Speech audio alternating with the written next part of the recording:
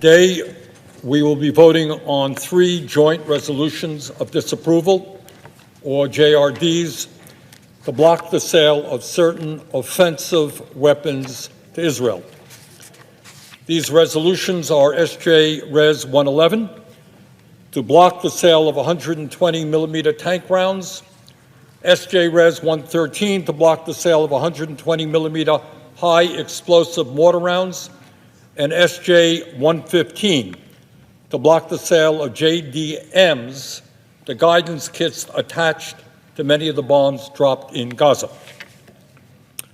Madam President, I would note to my colleagues that these resolutions are strongly supported by more than 100 civil society groups, including pro-Israel groups like J Street, some of the largest labor unions in this country, including the SEIU, the United Auto Workers, and the United Electrical Workers, humanitarian groups like Amnesty International and Doctors of the World, and religious groups like the United Methodist Church, the Friends Committee, and many, many other organizations. And Madam President, I would ask unanimous consent to enter into the record the list of these supporting organizations. Without objection. Madam President, I would also point out that poll after poll shows that a strong majority of the American people oppose sending more weapons and military aid to fund Netanyahu's war machine. And I would also mention, interestingly enough, that according to a poll commissioned by J Street, this is a pro-Israel organization, 62% of Jewish Americans support withholding weapons shipments to Israel until Netanyahu agrees to an immediate ceasefire. Madam President, these resolutions are aimed at offensive weapons that have been used to devastating effect against civilians in Gaza and Lebanon. They would not affect any of the systems Israel uses to defend itself from incoming attacks. Madam President, from a legal perspective, these resolutions are simple, straightforward, and not complicated. Bottom line, the United States government must obey the law. Not a very radical idea. But unfortunately, that is not the case now. And every member of the Senate who believes in the rule of law, that our government should obey the law, should vote for these resolutions. The Foreign Assistance Act and the Arms Export Control Act are very clear. The United States cannot provide weapons to countries that violate internationally recognized human rights or block U.S. humanitarian aid. Let me repeat that, because that is the essence of this entire debate, not complicated. The United States government cannot provide weapons to countries that violate internationally recognized human rights or block U.S. humanitarian aid. That is not my opinion.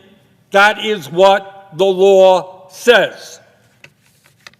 Madam President, according to the United Nations, according to much of the international community, according to virtually every humanitarian organization on the ground in Gaza, Israel is clearly in violation of these laws. Under these circumstances, it is illegal for the United States government to provide Israel with more offensive weapons.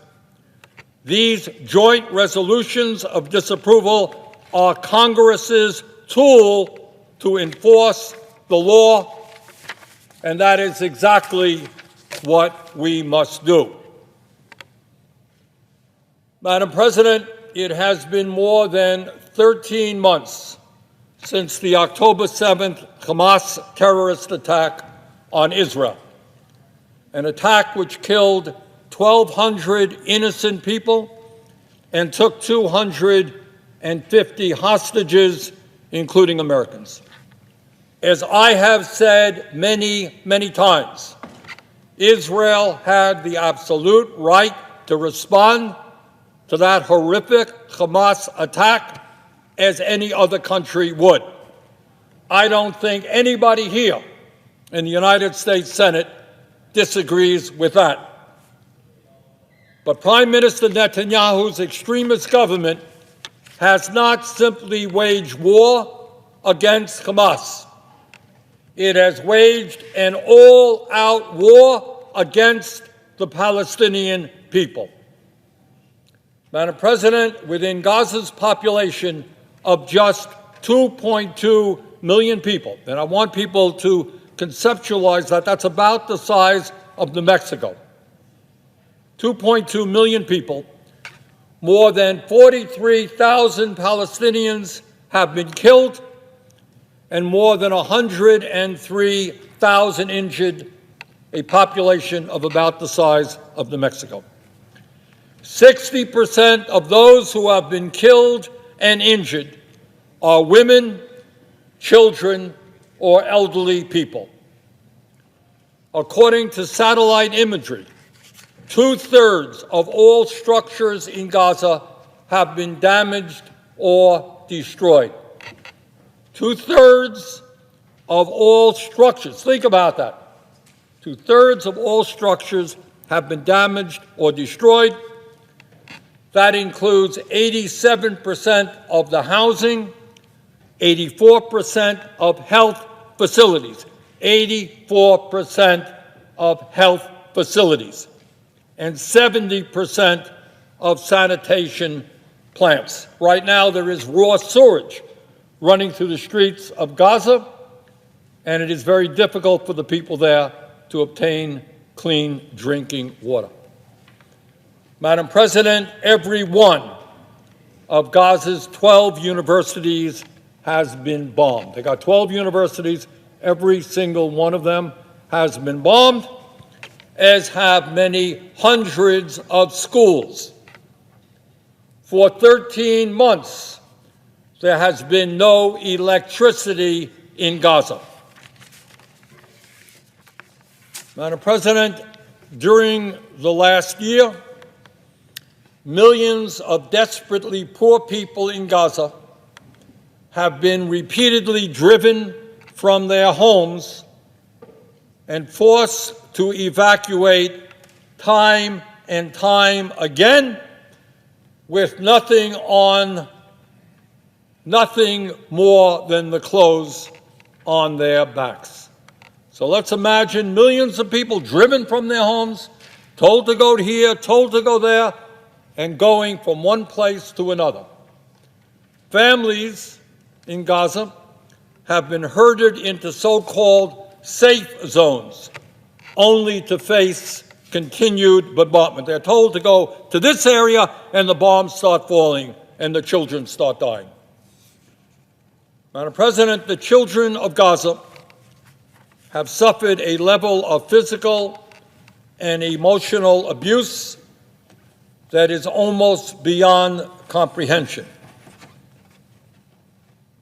Abuse that will stay with them for the rest of their lives.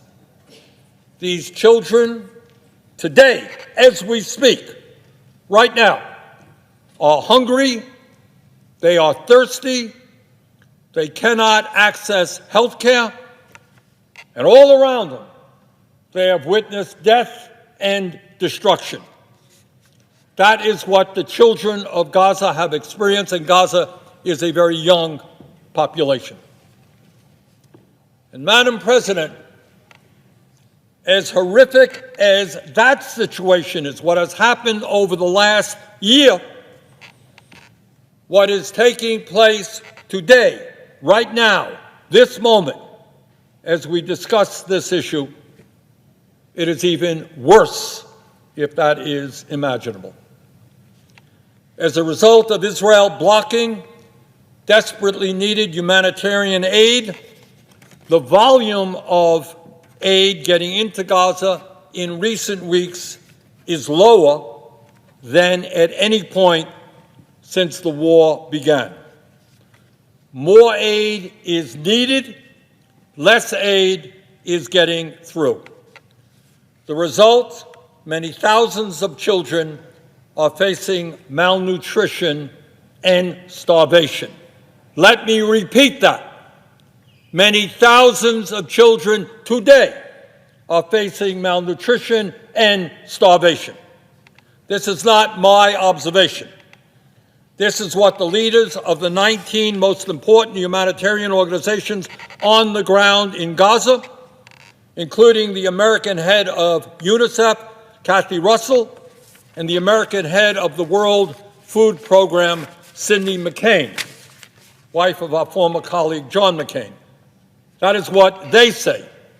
According to their recent report, quote, the situation unfolding in North Gaza is apocalyptic. Basic life-saving goods are not available. Humanitarians are not safe to do their work and are blocked by Israeli forces and by insecurity from reaching people in need, end of quote, and they continue. As a result, quote, the entire population in North Gaza is at imminent risk of dying from disease, famine, and violence, end of quote. These are the 19 major humanitarian organizations operating in Gaza right now, including several of the major ones led by Americans. And Israel's recent decision to ban UNRWA, the backbone of the humanitarian response in Gaza, will only make a horrific situation even worse. Madam President, I have met with doctors who have served in Gaza, treating hundreds of patients a day without electricity, without anesthesia, without clean water, including dozens of children arriving with gunshot wounds in the head. I've seen the photographs and the videos, and we have some of them here. I've heard from UNICEF, who estimate that 10 children lose a leg in Gaza every single day. There are now more than 17,000 orphans in Gaza. Madam President, let me quote from a New York Times opinion piece of October 9th, 2024, a little more than a month ago, where American doctors and nurses in Gaza, these are Americans working in Gaza, describe what they saw on the ground. Merrill Tidings is a nurse from New Mexico, and she said, quote, these people were starving. She's talking about healthcare workers, her colleagues. These people were starving.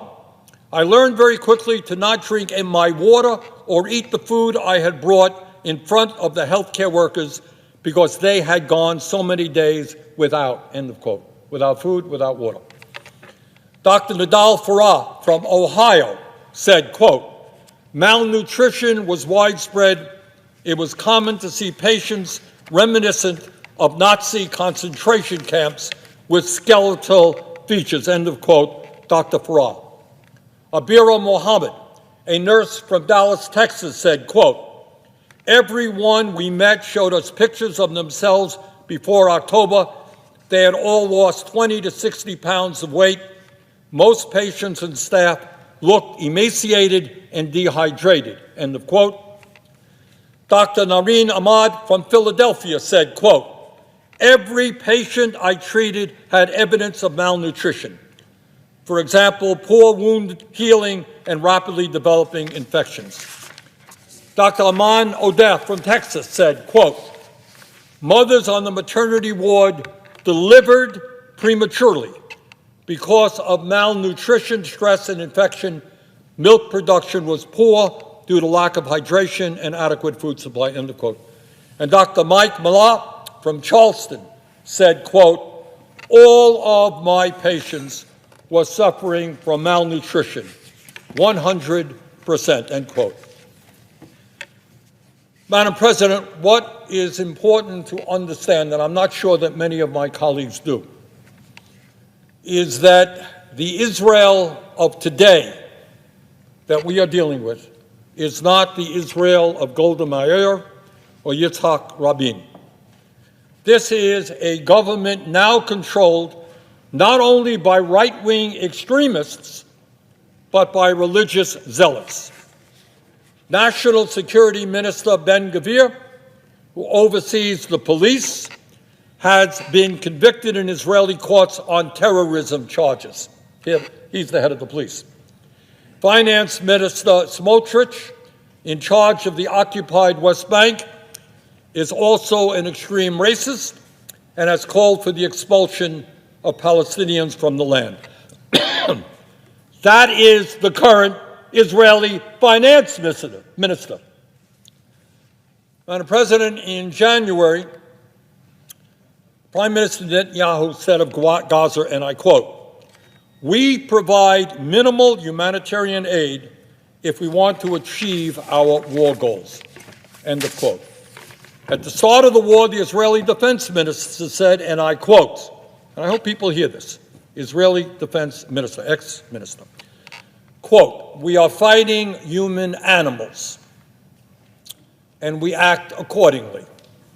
There will be no electricity, no food, no fuel, everything is closed," end quote, former Israeli defense minister. That is what he said, and in fact, by and large, that is exactly how this war has been waged. Madam President, what this extremist government has done in Gaza is unspeakable.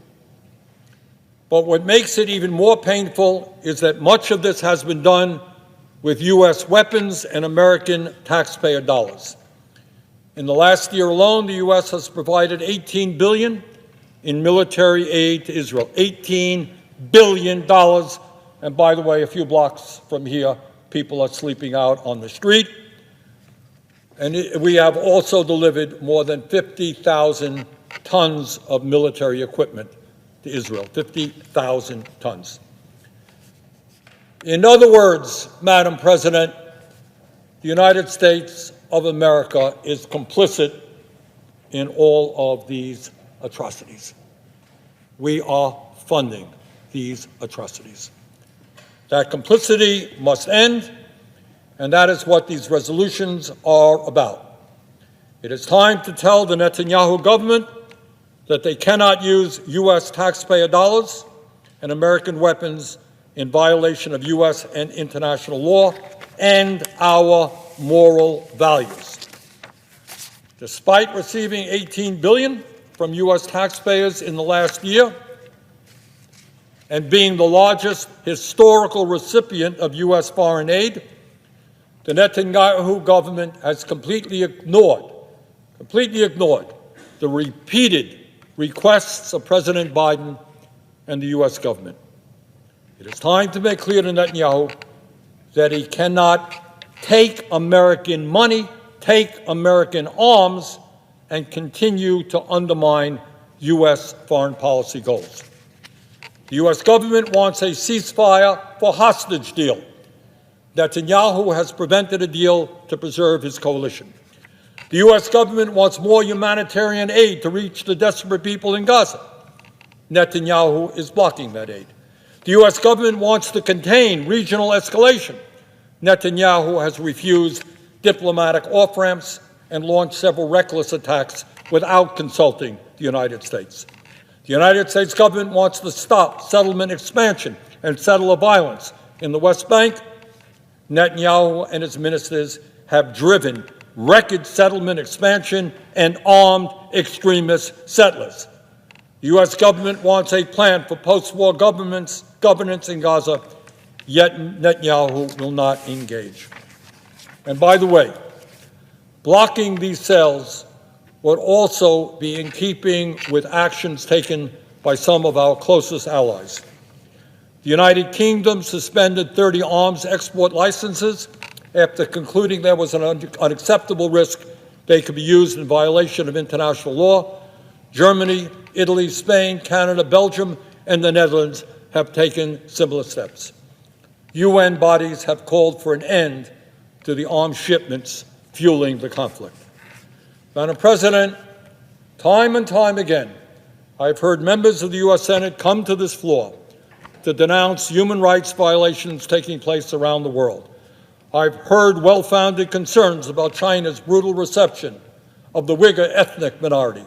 I've heard rightful outrage about Putin's brutal attacks against Ukraine and bombing of civilian installations. I've heard genuine concern about Iran's outrageous crackdown on peaceful protesters.